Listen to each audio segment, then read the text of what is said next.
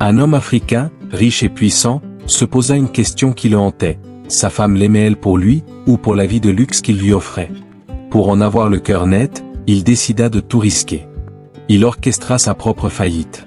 Du jour au lendemain, la villa somptueuse, les voitures de sport, le personnel de maison, tout disparut. Ils se retrouvèrent dans un petit appartement modeste, loin du faste auquel ils étaient habitués. Au début, sa femme joua le jeu. Elle semblait loyale.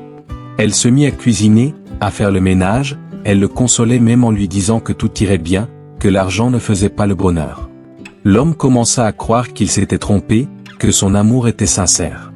Mais cette façade se fissura bien vite. Le tournant arriva le jour où un autre homme, visiblement très riche, commença à lui faire la cour. Il lui offrait des cadeaux, l'invitait dans des restaurants chics, lui rappelant la vie qu'elle avait perdue. À partir de ce moment, le comportement de sa femme changea radicalement. Elle devint méprisante, agressive.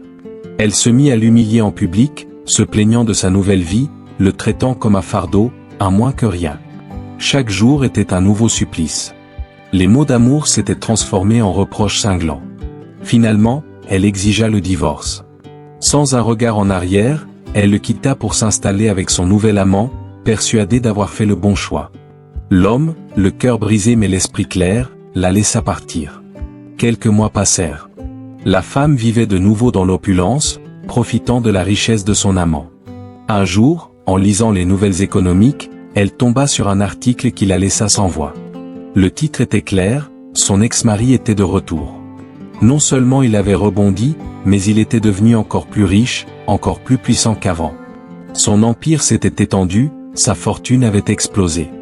Un mélange de choc, de regret et de confusion l'envahit. Comment était-ce possible?